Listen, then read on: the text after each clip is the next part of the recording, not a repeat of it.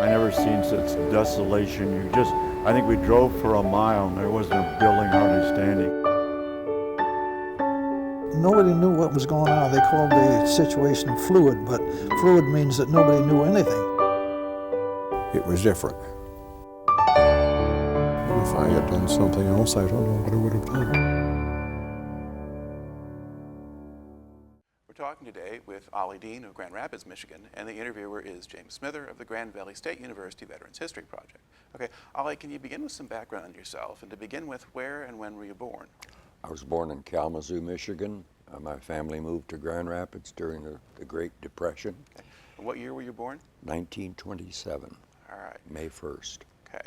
And then when they moved up to Grand Rapids, what did they do up there? My father opened his own business, which was in automobile radios.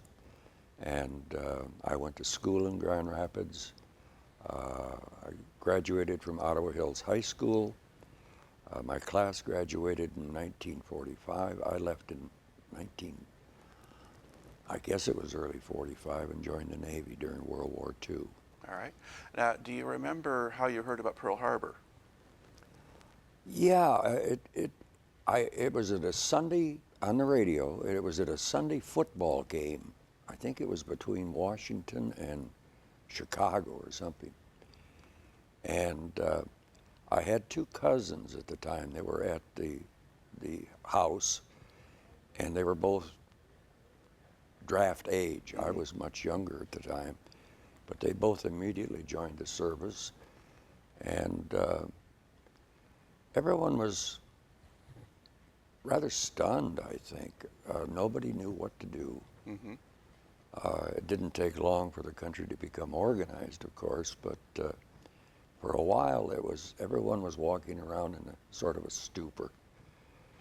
And that was my early recommendation, or my early recollection of December 7th.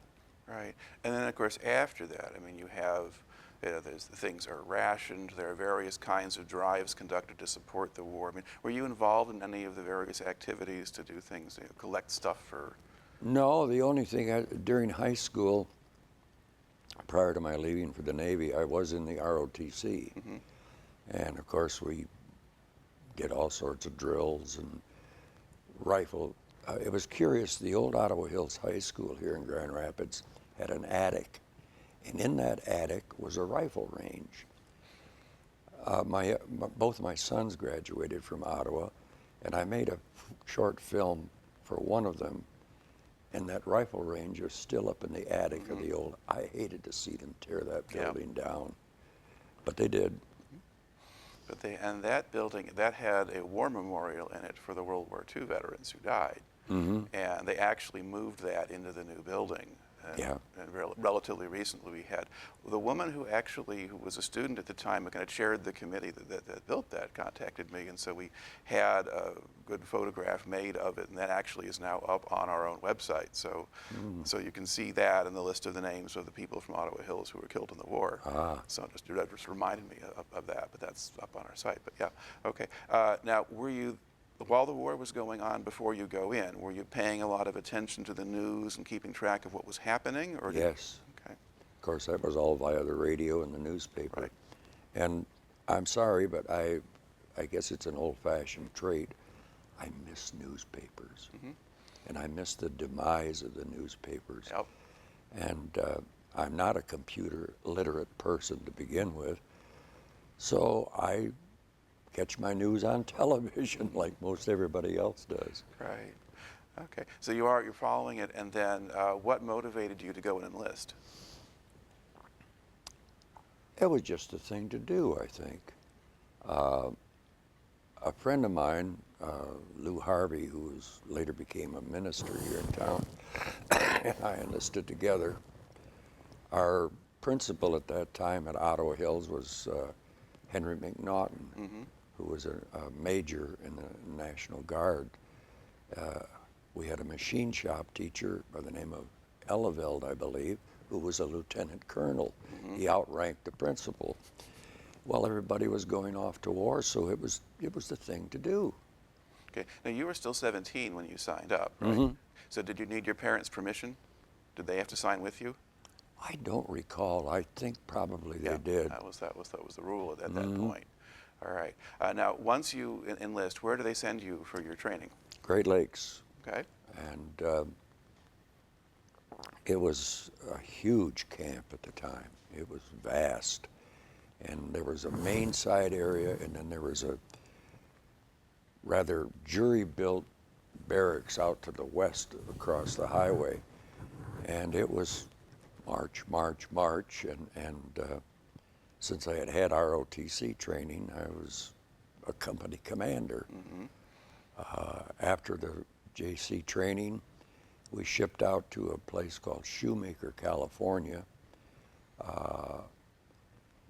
Brief time there, I think it was only 3 or 4 days. And the next thing I know, I'm aboard a ship headed for the South Pacific. Okay.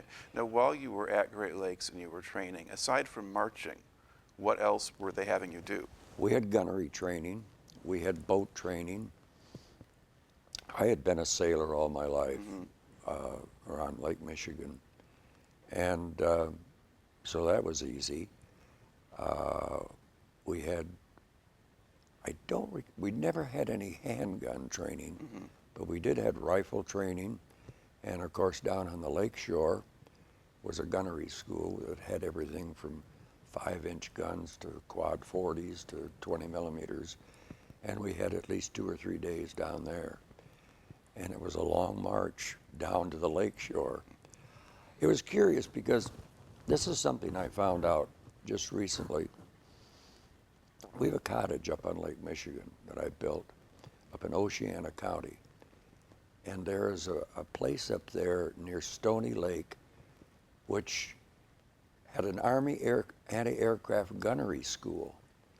Well, I'd sail my boat down there, and there's still old gun emplacements in a point.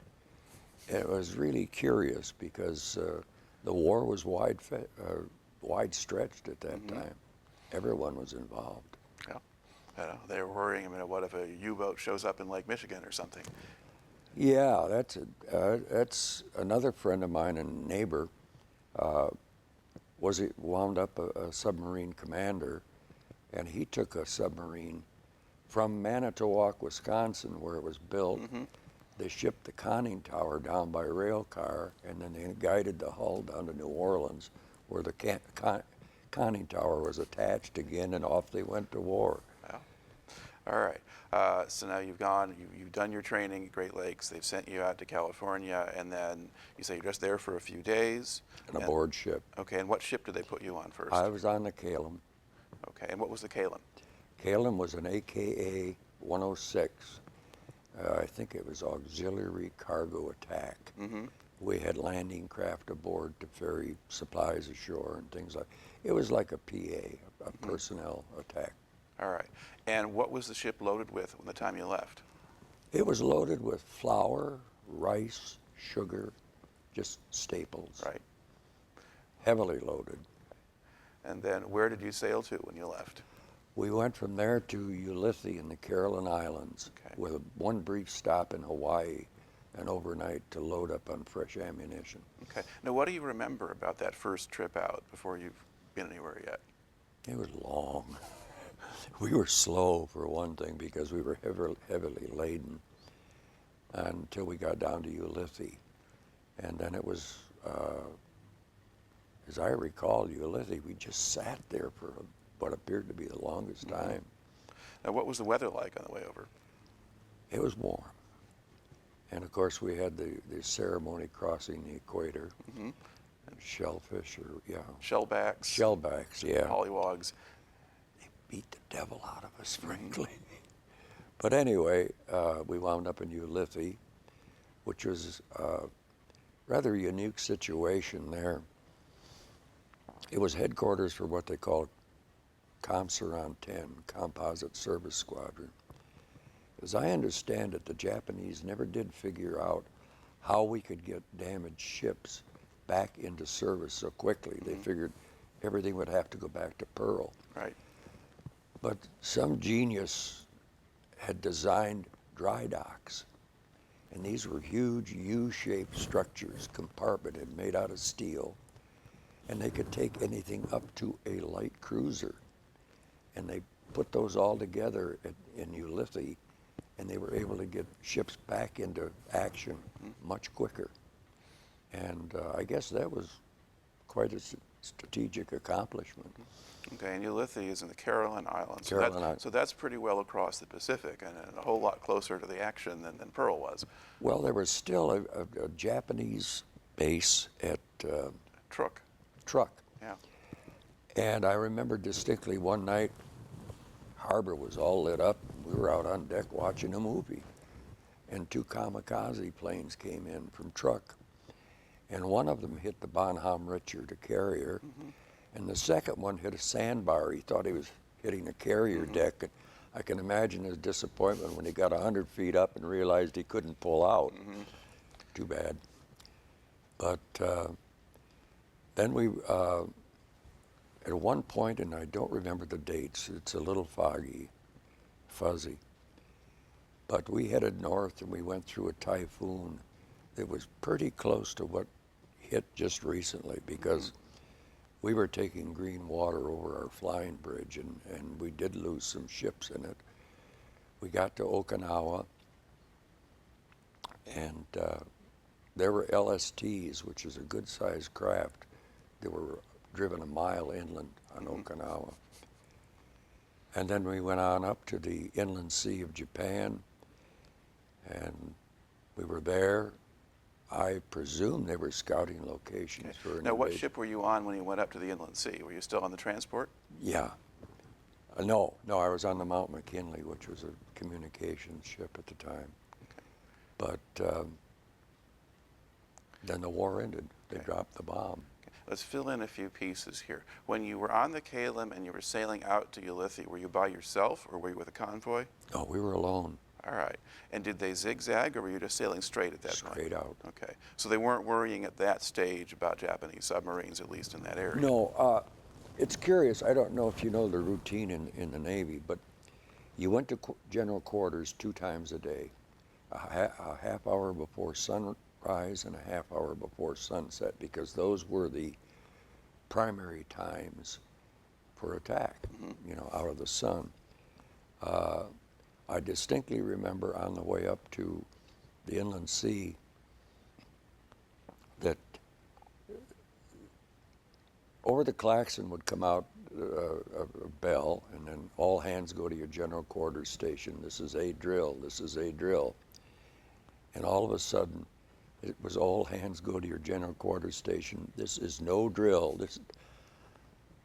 I almost soiled my pants, frankly. But anyway, we were hit slightly there and wound up in Vladivostok, Russia. And then I was back on the Cheleb. Okay. Again, let's kind of try to fill in, see what else you can give us here. So you got to Okinawa. When you got to Okinawa, was the fighting there already over? Oh, yeah. Okay. Yeah, they had been hit by this typhoon. Yeah. The fighting was over. Right, so that's probably but you're getting to June, July maybe, or June, right. Late June, July, yeah, because there was a big typhoon. It was close to August, I know yeah. that. Okay, and then when you went up to the inland sea, describe the Mount McKinley. About how big a boat was that, do you think? It was a ship. It was like a huge cargo ship, but it was just full of electronic gear. Okay. It was command and communication. I imagine the flag was on there. Right. Admiral Kincaid. And were there other ships with you when you went up? Oh, yeah. Okay. There was a destroyer escort, and there may have been a cruiser. I'm not sure. Okay, but you had regular warships with you. Yeah. At this point. Yeah. I mean, there's not much Japanese Navy left, but there was hardly any. It was curious. At one point, and I'm a little bit disoriented as far as sequence of events, but we spent a couple of days, and I don't remember, it must have been on the Mount McKinley, in Sasebo, Japan, which was their huge naval base. Right. And it was amazing. They had cranes there that could pick up a destroyer. And we watched them do it one time. And at that time, nested alongside of us were a bunch of submarines, and one of them was the submarine that sank the Indianapolis. It was a huge submarine. It had a small aircraft on Yep. board and a hangar and everything.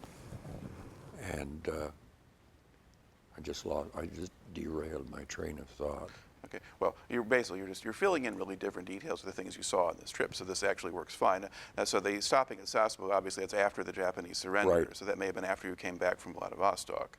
Yes. Okay. On the way down to Tsingtao, China was our Right. next stop. Okay. So we're following you. You had gone up from Okinawa. You'd gone up into the inland sea of Japan. You were hit by a kamikaze at that point. Now, do you remember the plane hitting the ship?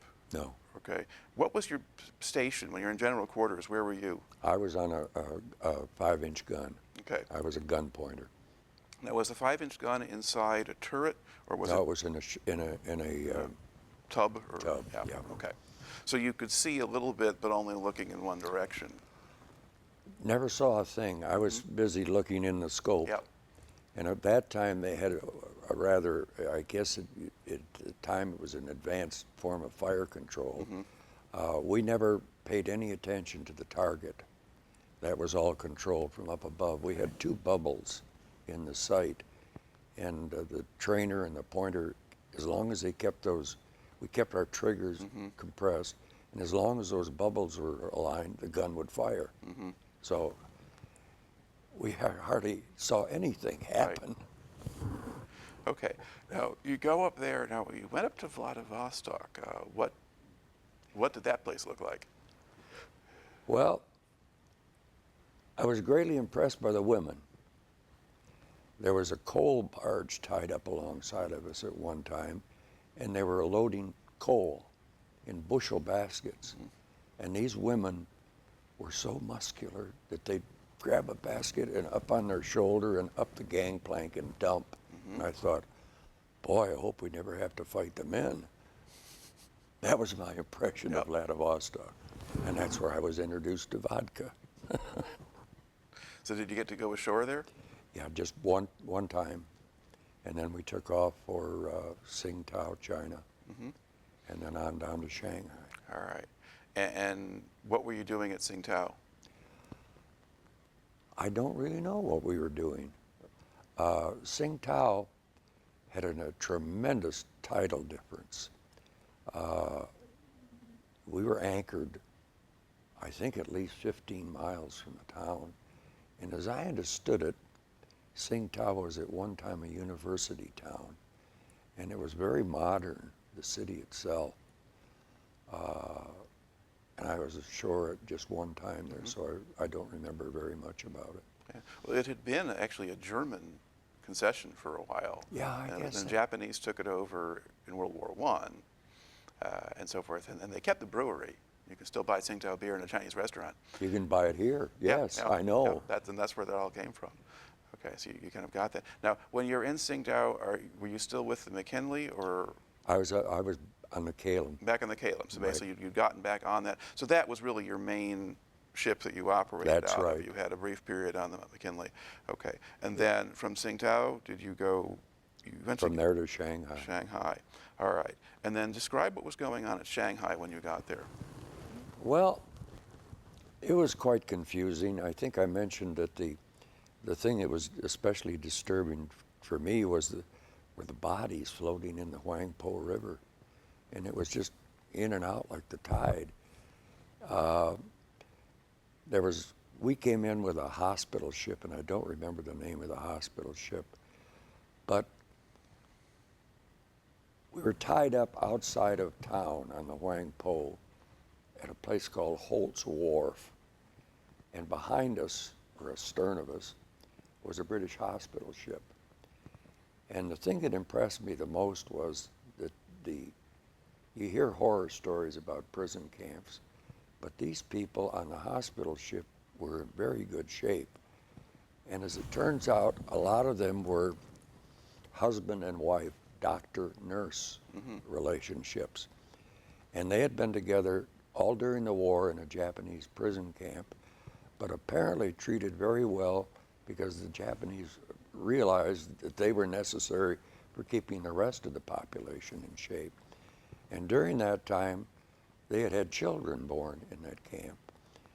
And At one point, our skipper invited some of the families aboard, and we cranked up the ice cream machines, and we'd set bowls of ice cream in front of these children, and they wouldn't touch it until their parents urged them, you know, you like it, go. And then it was nonstop.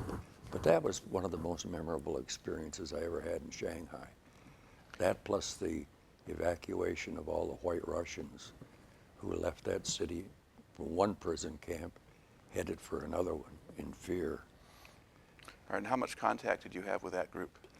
I met a young lady there, and I spent 2 liberties with her ashore, and she was scared to death because she knew that it was going to be either another prison camp in Russia with the Reds or death, one or the other. All right, and there wasn't at that point any obvious way for them to do anything else. They knew they had to go. They were just guided by fear. Now, were the Americans responsible for removing them and turning them over to the Russians, or were there Russian ships coming in, or? I don't know about that. I don't know how. I imagine they were going to get back there by railroad. Really? Yeah, they could do that from there, couldn't they? Yeah. Because there were rails up to Manchuria and so forth. Yeah, That's quite possible. Trans-Siberian. All right. And about how much time do you think you spent in Shanghai? I was there about 3 weeks. Okay.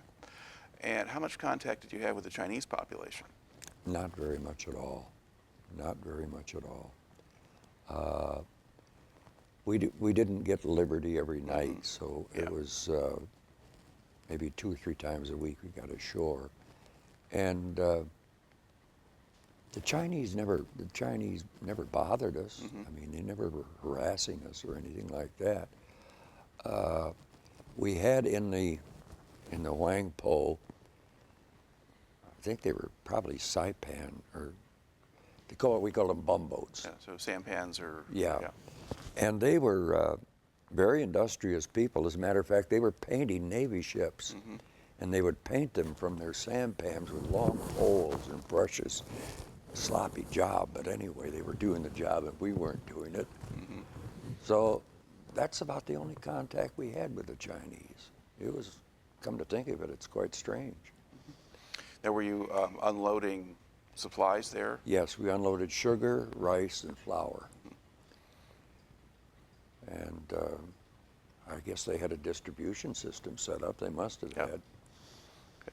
And did you see anything of, like, say, Chinese police or military or people Not that I supervising? recall. Okay. All right. So They were basically- very orderly people. Most of the Chinese were just walking around, I thought, in kind of a daze. Yeah, well, they may not have been sure what was going to happen next either. I'm sure. I'm sure. All right. Now, and there had been a lot of Japanese military personnel at Shanghai, and those get evacuated, but had you seen any of them or heard anything about them? No, I think the only Japanese prisoners I ever saw were, strangely enough, in the Philippines. And they were very strange in that we always think of Japanese people as very diminutive. Right. These guys were huge. And come to find out, they were Imperial Marines, primarily from Korea. And these were big people. So that was kind of a shock. Okay. And what were you doing in the Philippines? We were there to get water. There was an island there, Negros, Yeah, that's one of the islands. and it was very mountainous and with waterfalls and fresh water coming down. And we stopped there to get water. I understand that that island may have been the inspiration for the South Pacific island. I don't know. The musical? Or Yeah, the musical, yeah. It may have been because it was a beautiful island. All right. And then, let's see, you said you were in Shanghai, and then you went to Hong Kong or Formosa, or? I think we went directly to Hong Kong and then back up to Formosa. Okay. And what was your impression of Hong Kong? Well, it's going into Hong Kong is kind of weird because you're sailing right toward the coast, and there's a couple of islands there. Quemoy, is it? Or Yeah, Quemoy, Matsu, yeah. Anyway, you're sailing right at a cliff, And all of a sudden, you zigzag in, and there's Hong Kong. And it's quite an interesting city. I've never been able to figure out why the Chinese portion of Hong Kong is called Victoria, and the British section was, what was it? I can't recall what the Was British. it a Chinese name, though, as opposed to Victoria? Yeah, Yeah, okay. yeah. But Hong Kong was a fascinating city. I had a friend, my son had a friend there, spent years there with Coca-Cola, and he now had been transferred to the Philippines. But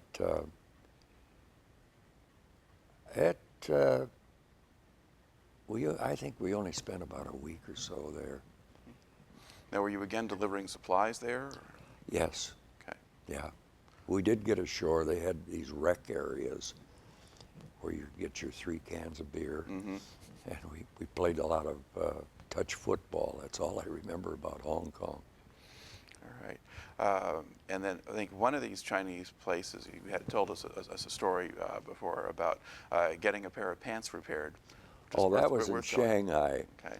A good shipmate of mine and I, we were ashore, and one of these bicycle-type rickshaws, as I got in, I tore the seat of my pants, a perfect right angle. Well, I didn't know what to do, and we got across to the driver what I needed, and he took me to a little doorway in a wall, and through hand signals and everything else, I figured it out. And so they brought a stool out there, and they set me right on the street and took my pants off, and my pants go in the door. And I thought, oh my Lord, what am I going to do now? A little while later, the pants came back into that place, and the man that was in there was pressing them with a charcoal bed and an iron on there, and then he would spit on the pants and iron them for the steam. Curious part about it is, when I finally got the pants back, you could not see where they were torn. These people were magical. In the meantime, did you attract a crowd? I did. Everybody was going by and laughing at me. I didn't know what they were laughing at, but I figured out later I knew what they were laughing at. Here's an American serviceman, pantless, and he's at our mercy. But nobody took advantage of me. Well, it sounds The like Japanese or the Chinese at that time, I was impressed. They were very orderly people. They didn't bother anybody. They were courteous and always willing to give you directions if you could understand them and you could, you know, through sign language. But they were very, very courteous people. All right. And then what do you remember about going to Formosa? That was a brief, what was it, Kulong Harbor or something? That was a very brief stop, another stop for water, I think it was. And we were there just 2 days.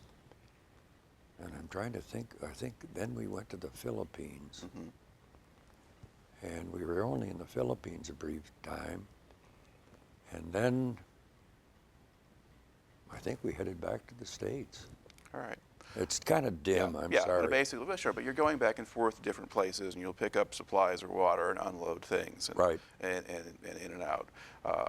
And so you had, and somewhere in there, you were also in Sasebo because you got to see how that worked. Yep. Now, when you were in Sasebo, did you get to see any? Did you just stay on the naval base? We stayed pretty much on the naval base. Some of the guys went to, I think it was, I'm not sure, I think it was Nagasaki. No. What was the other one? The place they Well, got? Hiroshima. Hiroshima. I think it was Hiroshima. And they said that they were surprised by how little damage they saw. But somebody told me later that those two cities were marked for a specific reason in that they were in river valleys. And when the bombs exploded, they did obliterate one alley or valley completely. But the rest of the cities were pretty much intact, and that came as quite a surprise. But I never saw them myself. Right. Okay. Now, once you head back over to the States, then what kind of duty did you have during the last part of your enlistment? Well, we went the circle route up to the Aleutians and down to Seattle, and we were tied up. There were two Navy piers in Seattle, Pier 90 and Pier 91, I think it was. And we were tied up there, and then I was transferred to a decommissioning detail, and I had a crew of 15 sailors with me. And what we would do, we would get these ships ready for mothballing. We would get a lot of the critical equipment off the ship. We would catacomb the guns and things like that, and then they were towed down to the big boneyard in was it Tacoma, I think. And this was impressive. I mean, it was ship bow to stern as far as you could see. And then transferred back. I spent about 3 months in Seattle, and then... Well, what kinds of ships were you decommissioning? Were they warships or transports or? Most of them were cargo type ships. There were, in this boneyard, there were fighting ships too, but for the most part, all were old Liberties and that type of cargo ship or personnel ship. Okay. All right. And so you finish that, then it's back to Great Lakes and discharge? Is that the? Yeah, it was kind of funny too, because we were transported back, and it was a 3-day trip by train, what they called troop sleepers. These were old. I think they came from World War I, and they had bunks in them and everything. Well, we were advised by guys that had been the route before, buy 3 days worth of skivvies, underdrawers. So all across the northern United States continent, every morning out the window went the skivvies, and a fresh pair went on. So the place was carpeted with white underwear from Seattle to Great Lakes. And I'm sure that went on for months. And discharged in, at Great Lakes. My parents picked me up at Great Lakes and took me back to Grand Rapids. All right. Now, before you left, had you actually gotten your high school diploma at that point, or? It was mailed to me. It was mailed to you. Yeah. Okay. All right. So yeah, so you probably actually did go in then in early '45. You had enough credit or whatever that they would let you graduate there. That would It make was the sense. thing to do. Yeah. Yeah. All right. Okay. We weren't the only ones that did it. All right. Now, once you got back, then what did you do? Well, I enrolled at Grand Rapids Community College, and I was there for just a month. My father had a serious heart attack. I had to go and run his business. I left that and went into sales and traveled for 15 years. Didn't have an opportunity to watch my children grow up. I was an absentee parent. So I quit that after 15 years, enrolled in college full-time, worked at the old Kroger warehouse at night unloading boxcars, and finally in 4 years I had my degree. Okay. And what was your wife doing at that time? My wife it was kind of interesting. My wife went to work at Aquinas College, which was nice because that meant I and my sons went there free. As a matter of fact, she was the first Protestant that Aquinas hired full-time, and she was in charge of dorms at Aquinas. It was an interesting period in my life. It was from 1966 to 1970 was the best years of my life. I was going to college full-time. I was working at night, and I was building a house up on Lake Michigan in Oceana County at the same time. Wow. And I get tired thinking of it right now. Yeah. All right. And then after you finished the college, what did you do? Well, I went to college with the idea of going into teaching. And at the time I graduated, there were no teaching jobs available, so I went back into sales and retired from that. But sales, did you get to stay more in Michigan that time, or? Yeah, Okay. I did. All right. Now, to look back at the time that you spent in the service, how do you think that affected you, or what did you learn from it? I grew up in a hell of a hurry, quickly. As I said, I was just a kid. I was a teenager. As a matter of fact, I got out when I was 19. Yeah. And it bothered me. I couldn't get a drink anywhere. So like a lot of people, I joined the VFW, and we could drink at the meetings. But that seemed rather silly, I suppose. But it rankled a lot of the servicemen that they could not buy a drink in their own hometown. Yeah. Oh, one of the fellows that we interviewed some time back had gotten himself into the National Guard at age of 16 by lying about his age, and then is sent off. He's with the Guard unit that goes down to Louisiana to train in 1940, so they're federalized. He comes back 5 years later. He hasn't yet turned, when he got home, he hadn't quite turned 21. Was this the old 32nd Division? Yeah. Yeah, the Red Arrow. I know Right, some Red Arrow. guys in And that. he got home, and then so he went into a bar, and it's part of his story. He says, and then said, I can't serve you, you're not 21 yet. So he had been through, 4 years of war and everything else and all of this stuff. And that division went through hell. Yeah, they did. At crossing of I had two friends of mine that were in there, and they crossed the Yohan Stanley Mountains in New Guinea by hanging on by their fingernails. And they had it rough. I had a nice, easy. Yeah, you had better timing. You bet. I had a clean bed to sleep in every night, and a bunk, and hot food. Navy's the way to go. Okay. Now, why did you pick the Navy in the first place? I really don't recall. I knew I really don't know. Well, you've been a sailor, so that might have had something to do with it. Yeah, I did quite a bit of sailing in small boats, still do. And a couple of times I've crewed on racing boats, but yeah. Yeah. And let's get to, now another thing. When you first headed out in the ocean, did you get seasick? No. That is the time to get seasick, though. And anybody will tell you that it's not the rough weather that gets you, it's when you're leaving a continent and coming to a continent, the groundswell. Yeah. The slow, easy roll is what affects most people. No, I was never seasick. Well, in the typhoon, you'd just be scared, right?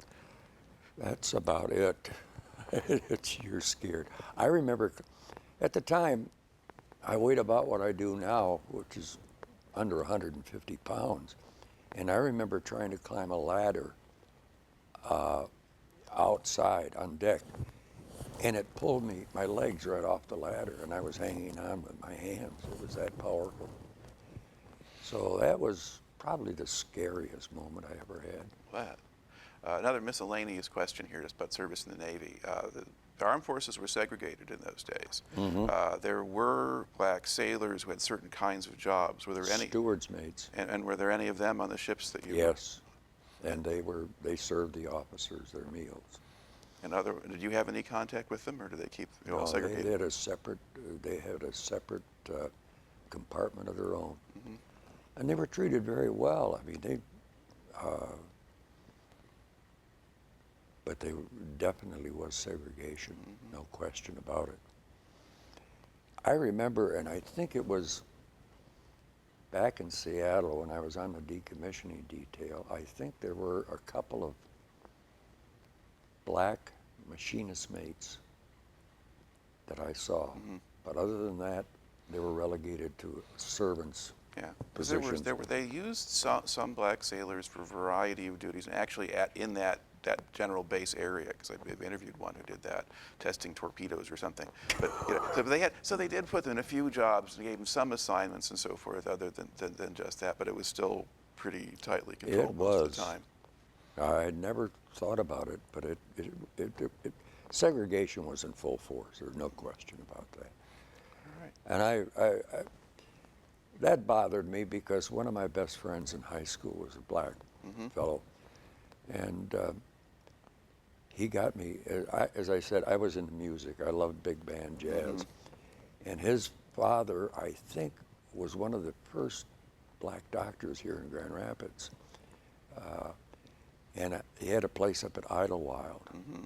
And in one summer, I was up there with Eugene, and I saw Duke Ellington, Count Basie, and a young girl singer named Ella Fitzgerald with Chick Evans' band.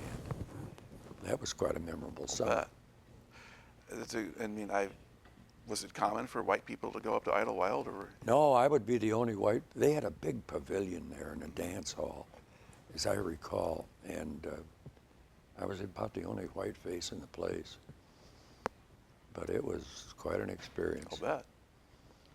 All right, well, it makes for a good story. So thanks for coming in and sharing it today. Thank you very much for your time.